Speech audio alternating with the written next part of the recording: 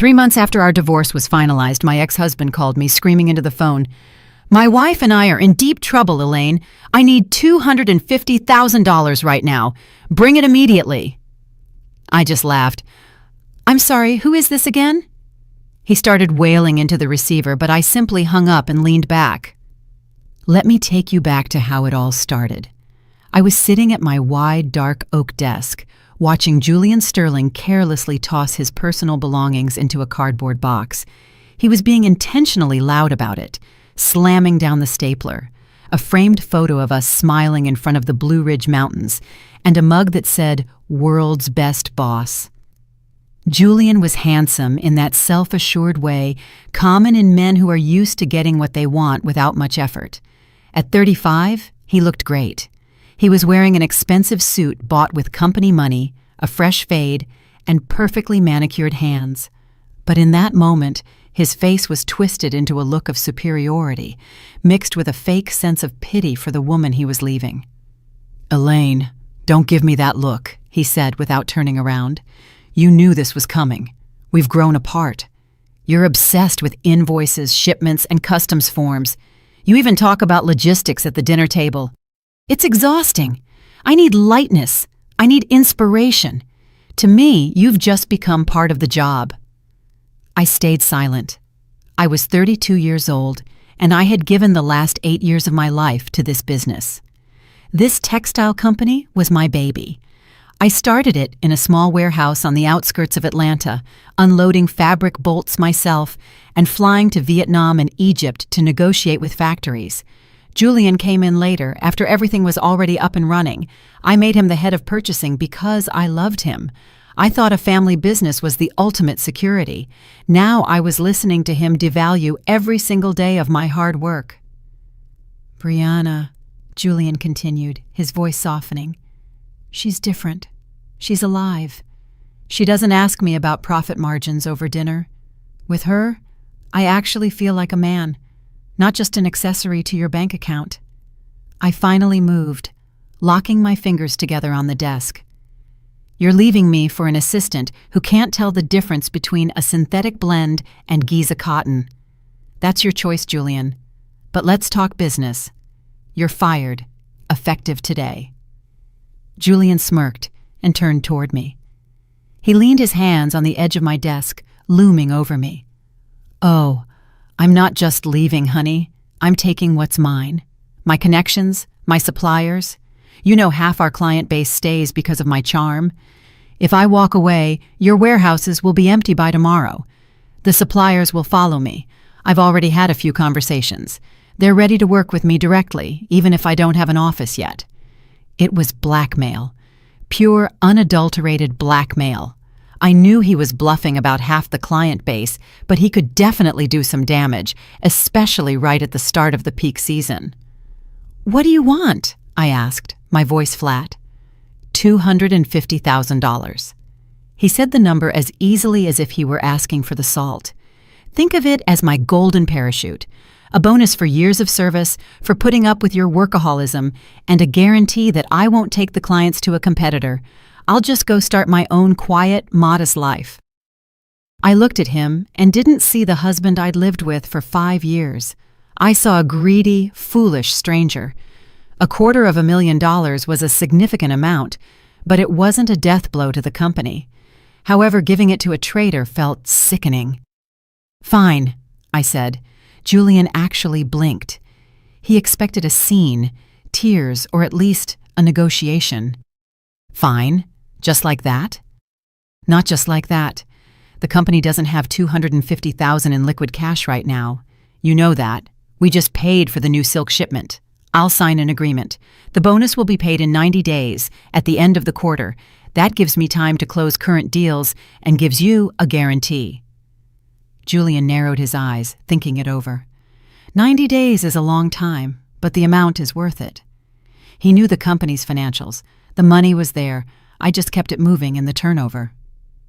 "All right, but we sign the papers now. An official amendment to your employment contract. A performance bonus of $250,000, payable in exactly 90 days. Deal." I pressed the intercom. "Mrs. Gable, Please prepare a severance agreement for Julian Sterling with a deferred payment clause." When Julian, looking incredibly pleased with himself, signed the papers and whistled his way out of the office, I walked to the window. Down in the parking lot, a white Mercedes was waiting. Briana was in the passenger seat. I watched Julian get in, kiss her, and how they both laughed while looking up at my office window. I didn't cry. It was like a switch flipped inside me. The emotions died. All that was left was cold calculation.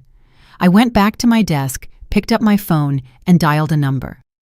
"Hello, Arthur? It's Elaine Kincaid. I need a full audit, not a scheduled one.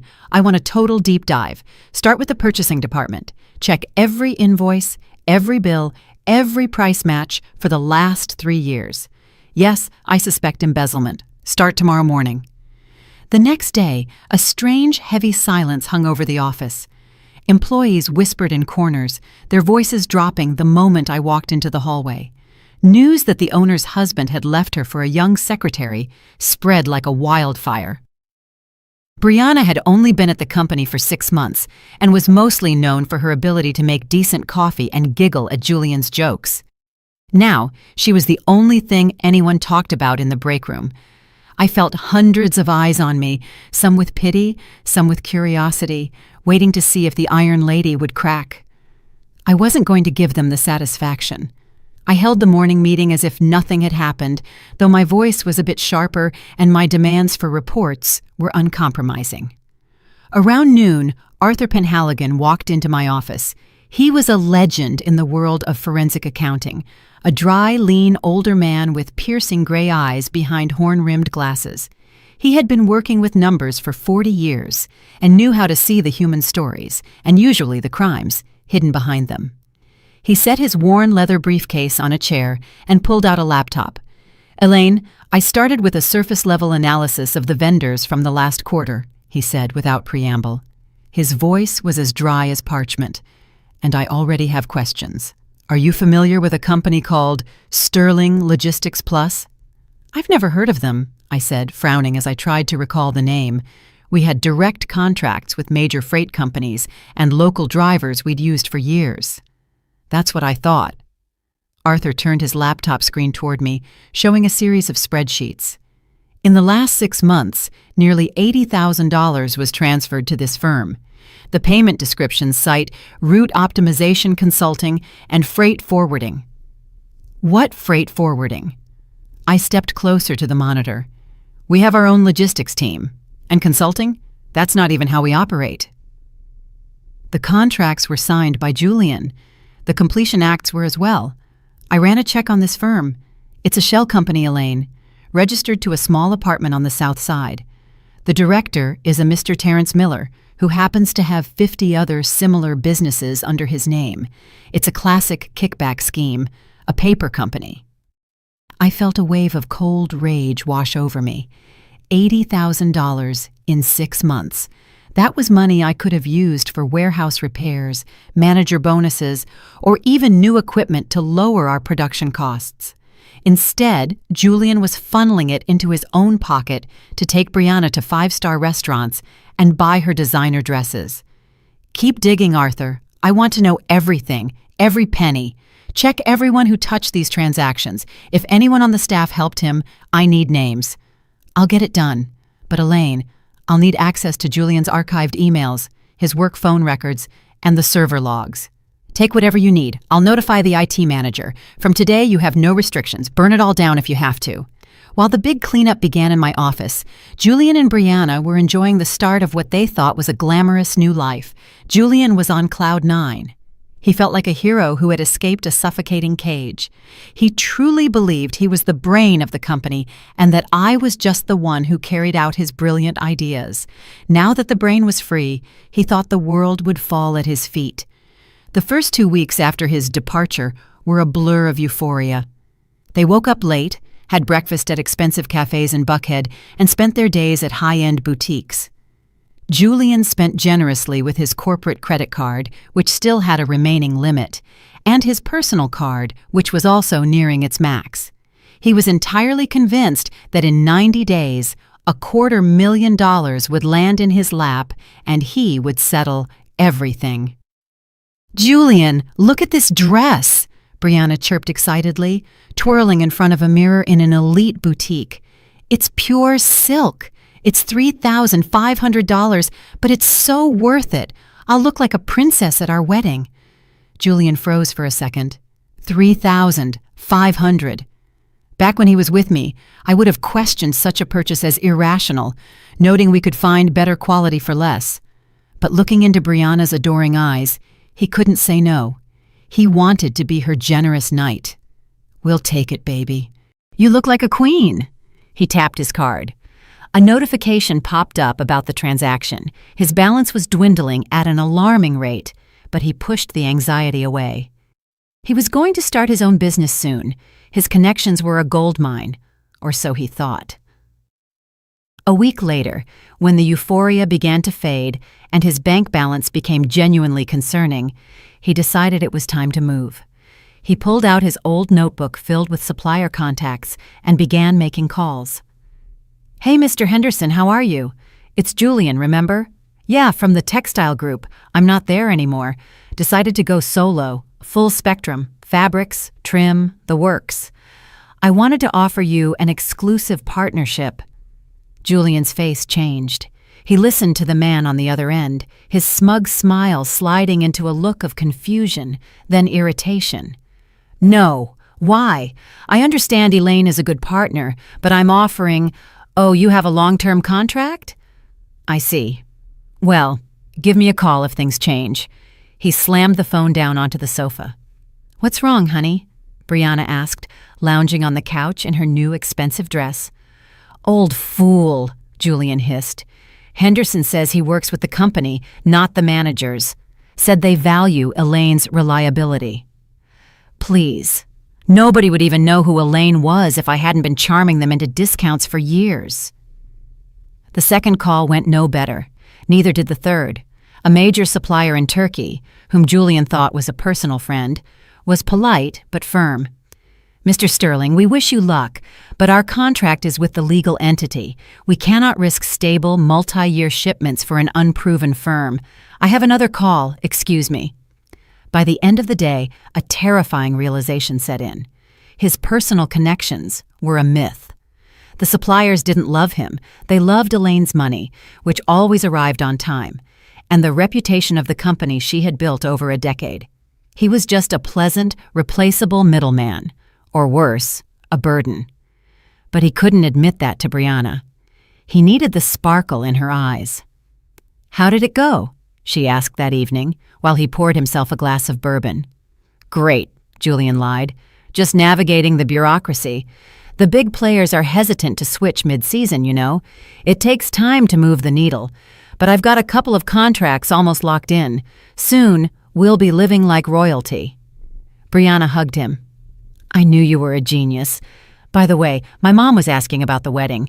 We aren't just going to the courthouse, right? I want at least 100 guests, a riverfront restaurant, live music, the works." Julian swallowed hard. A wedding for 100 people with those demands would be another $50,000 at least. His head was spinning. "Of course, babe. Just give me a little time. The money is coming soon." He decided to go for broke. If the suppliers wouldn't come to him, he would use cash to create the illusion of success to lure them in. He went to the bank for a business loan, but they asked for collateral and a business plan. He didn't have a plan, and his car was already leveraged. So he went to a high-interest lender, maxing out every possible credit line. "I'll cover it with Elaine's bonus," he told himself, not realizing he was digging a financial grave. Meanwhile, Arthur's investigation was gaining momentum. He and I worked like detectives, diving into thousands of documents. The auditor uncovered layer after layer of Julian's lies. One rainy evening, we drove to an address for a warehouse that Julian had listed as overflow storage. According to the books, the company had been paying $5,000 a month for 2 years for this space, a total of $120,000. The GPS led us to a desolate industrial zone on the edge of the city, mud under the tires, stray dogs barking, and rusted chain-link fences. It was a picture of abandonment.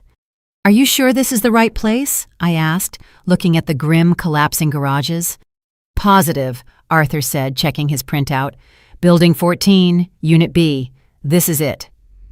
We got out of the car. In front of us was a crumbling hangar with a caved-in roof. The gates were welded shut with rusted rebar. Through the gaps in the walls, you could see nothing but trash, broken bricks, and rusted metal.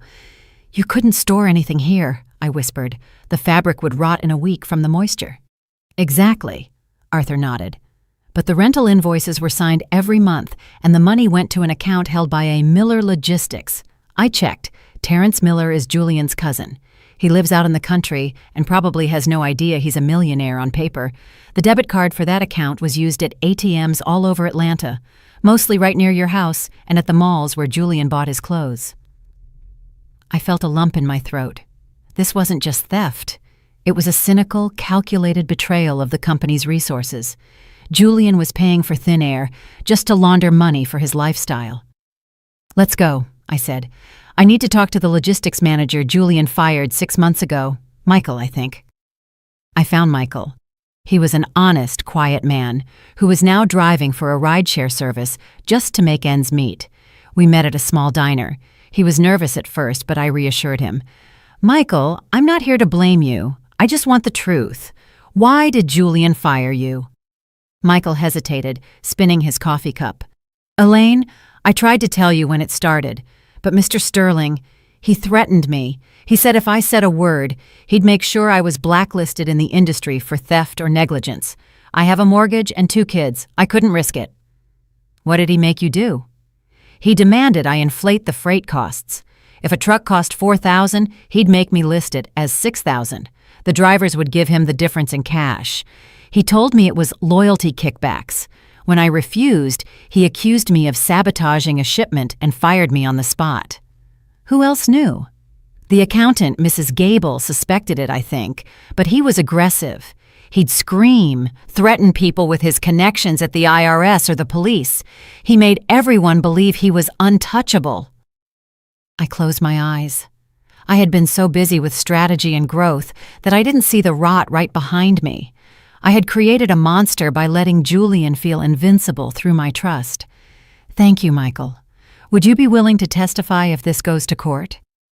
If you protect me, then yes. I have nothing to hide. I've suffered enough. The end of the quarter approached. Julian was sinking into debt like it was quicksand. The high-interest loans were gone, and no one would give him more.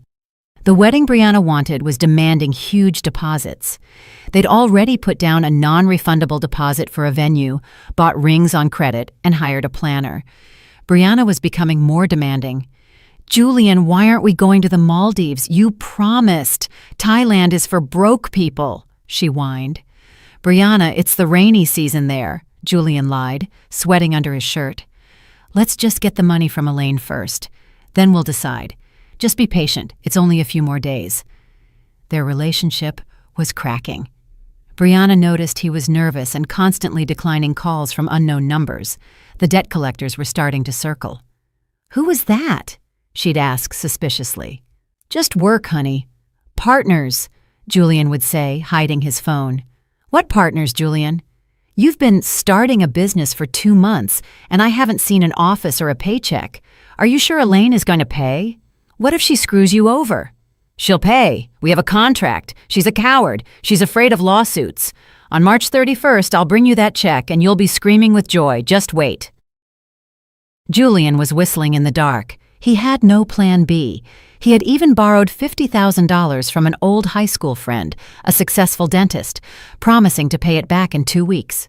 1 week before Day X, Arthur finished his final report. A thick red folder sat on my desk. Every page was notarized, every figure verified. The proven damages total $320,000, Arthur said. That's just what's ironclad. It's enough for a serious felony charge, grand larceny, and commercial bribery. The lawyers have everything ready. We should serve him the moment he walks in for the money. The element of surprise will be total. I nodded. I felt a strange sense of peace. The pain was gone. All that was left was a crystal-clear resolve. This wasn't an ex-wife's revenge. This was a surgical removal of a tumor. That evening, I called Adrian, an architect I'd met at a design gala recently. He was the opposite of Julian, calm, intelligent, and more interested in his craft than in status. "Adrian, is that dinner offer still open?" "Of course, Elaine. I've been waiting for your call." "Let's do April 1st. It'll be symbolic, a fresh start. I'll need a nice night out after finishing some very important business. March 31st, the day of reckoning." The weather was miserable, a cold, gray rain drumming against the windows. Julian woke up with a pounding headache. He'd dreamt he was drowning in bolts of fabric. Briana was already rushing around, getting ready for her hair trial for the wedding. "Don't forget, today you bring home the money," she yelled over the sound of the hairdryer. "I booked a table at that rooftop place tonight. It's expensive, but we have to celebrate." "Yeah, I know," Julian muttered, struggling with his tie. His face looked puffy. Stress had made him gain weight. He left the house and got into his car, which the bank was already looking for. He had $5 in his pocket. He rehearsed his speech on the way to the office. He wanted to look like a gracious winner. "Thanks, Elaine. No hard feelings. Business is business." He imagined her looking at him with regret. He parked at the building. The security guard, who usually greeted him warmly, just pressed the buzzer without looking up. Julian ignored it. Small-minded people, he thought. They'll realize soon enough that I'm a big player now. In the lobby, Mrs. Gable was typing at lightning speed. "Is she in?" Julian asked, trying to sound casual. "Ms. Kincaid is expecting you," she said coldly. "Go in." Julian pushed open the heavy doors. The office hadn't changed, but the air felt charged with electricity. I was sitting in my chair, wearing a sharp navy suit. I looked flawless and impenetrable. Julian wasn't alone with me. Arthur was to my left. To my right sat a man with a stone-cold face. My lead counsel, Mr. Sterling, no relation to Julian. "Hey, Elaine," Julian said, plopping into the guest chair and crossing his legs. "I see you've got a meeting, but I'll be quick. Just here to pick up what's mine and head out." I stayed silent for a few seconds, just looking at him. "Hello, Julian, we've been waiting for you." "Good to hear. So where do I sign?" I checked my bank app. No notification yet. "I assume you have the wire ready?" "There will be no wire, Julian," I said calmly. Julian froze. The smile slid off his face. "What do you mean? You trying to stiff me, Elaine? We have a legal contract. I'll take you to court. I'll have the labor board down your throat. You don't know who you're dealing with." "Don't yell," I said, my tone icy. "There will be a court case, but not the one you're thinking of." I nodded to Arthur. He opened the red folder and pulled out a stack of documents.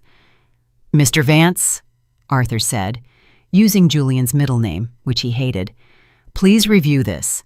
It's an offset of claims." "An offset of what?" Julian grabbed the paper, his hands shaking. "You owe me $250,000. I don't owe you anything." "Actually," the lawyer on my right spoke up, "according to the audit, over the last 3 years, you have defrauded this company of $320,000. That is theft, Julian." "This is garbage. It's a setup. You can't prove anything," Julian screamed, jumping up. His face was purple with rage and fear. "Sit down, Julian," the lawyer said firmly. "We have everything. Testimony from drivers, the logistics manager you intimidated, bank records from your shell company, and even security footage of you at the ATMs. It's all here." Julian felt the floor fall away. They knew everything.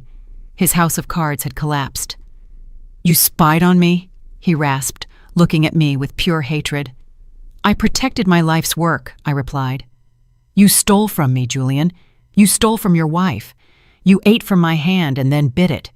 You called me boring while you spent my money on your mistress. You humiliated me." "Elaine, wait, it wasn't like that." He tried to shift gears. Aggression turned into pathetic pleading. "Look, I messed up. Everyone makes mistakes. Let's talk. I'll pay it back. I'll work it off. Don't ruin me. I loved you once." "Work it off?" I gave a bitter laugh. "You have nothing. Your house is in foreclosure. Your car is being repossessed. You're bankrupt, Julian. And unfortunately for you, that's not the end of it." I pressed the intercom. "Mrs. Gable, send them in." The door opened, and two plainclothes detectives and a uniformed officer entered. "Julian Sterling?" the lead detective asked. Julian turned pale, looking like he might faint. "This is a mistake. Elaine, tell them I didn't do anything."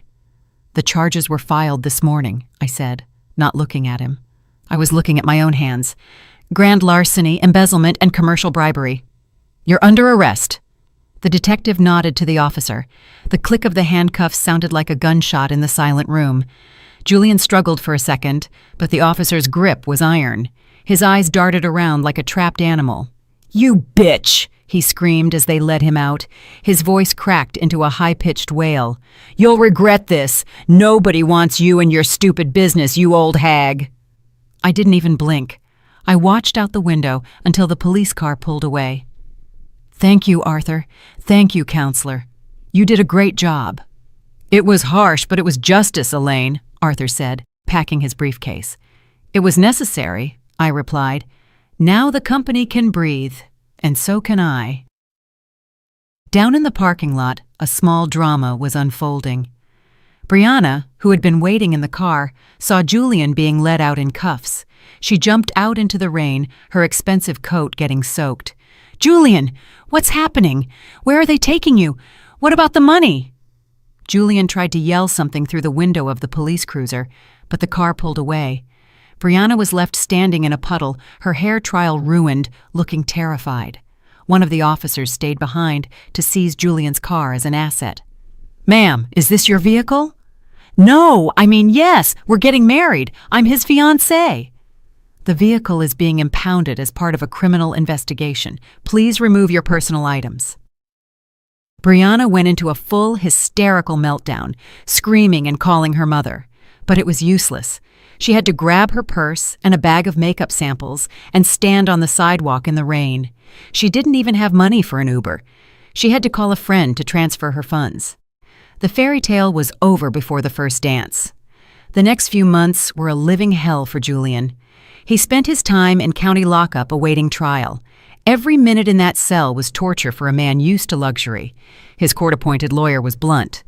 "The evidence is ironclad, kid. If you fight this, you're looking at 5 years. If you plead out and agree to the restitution, we might get you a suspended sentence."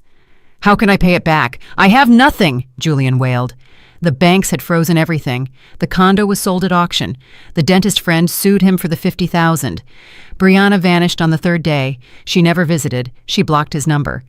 He heard through the grapevine that she was telling everyone she was a victim of a con artist and that she'd narrowly escaped marrying a criminal. 6 months later, the sentencing happened.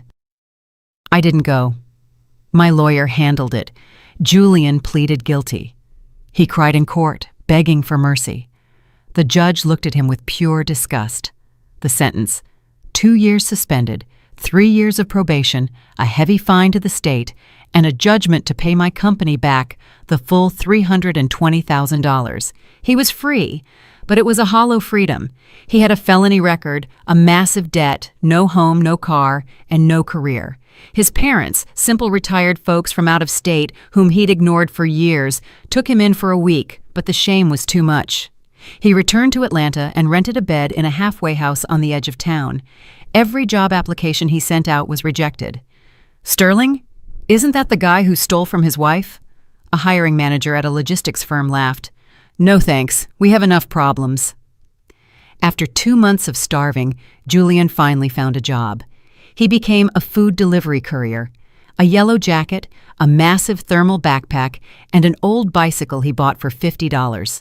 He pedaled 12 hours a day in the Georgia heat and the sudden thunderstorms. Half his paycheck was garnished by the state to pay back his debt to me. He lived on instant noodles and a shared bunk bed. Meanwhile, my life blossomed. Without Julian's schemes, the company's profits soared. It turned out the complex logistics he always talked about were just fictions he created for his own profit. Direct contracts and transparency worked like a charm. I gave raises to the honest staff and brought Michael back as the head of operations. He was fiercely loyal. My personal life changed too. That dinner with Adrian on April 1st turned into something real. He didn't try to compete with me or live off me. He was successful in his own right and genuinely interested in my mind. He valued my strength, not just my status. 6 months later, on a warm summer evening, I was sitting on the patio of a chic cafe downtown. I was waiting for Adrian. We were going to the theater. I was sipping a cold hibiscus tea and checking reports on my tablet. Quarterly profits were up 25%. I felt a deep sense of harmony. A delivery courier rode past the patio.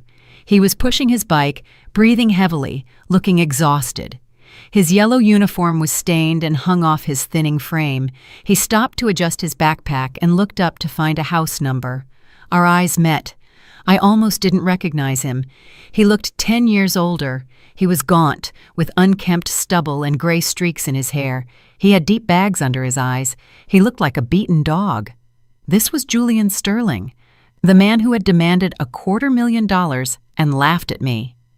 Julian recognized me too. He saw a beautiful, radiant woman in a designer summer dress, glowing with peace. He saw the glass of tea in my hand that probably cost more than his hourly wage. He saw in my eyes neither anger nor pity, just a mild, indifferent curiosity. He was a ghost to me. He wanted to say something, maybe apologize, maybe lash out. But the words died in his throat. The shame was so intense he almost dropped his bike. I looked at him calmly. Nothing stirred in my soul. No triumph, no malice. He was a stranger who had simply received exactly what he deserved. Adrian walked up to the table with a bouquet of white roses. He leaned down and kissed my cheek. "Ready to go, beautiful?" I smiled, that bright, open smile Julian used to think he owned. "Ready." Julian lowered his head, pushed off on his pedals, and disappeared into the evening traffic. He had burgers to deliver to an office building. A late delivery meant a $5 penalty. He couldn't afford to be late. I watched the yellow speck of his backpack vanish around the corner. "Who was that? Someone you know?" Adrian asked, handing me the flowers. "No," I said, breathing in the scent of the roses. "Just a courier who lost his way." I took Adrian's hand. "Let's go. We don't want to miss the opening act." We walked to his car. The sun was setting, painting the city in gold. Life was moving forward, fair and beautiful. And in this new life, there was no room for lies, betrayal, or people who don't know the value of what they have. Julian, pedaling uphill, felt tears mix with the sweat on his face. He finally understood that this endless, heavy climb was his own creation, and he had no one to blame but himself. I'm really glad you're here and that I could share my story with you. If you liked it, show me by liking the video and subscribing to my channel.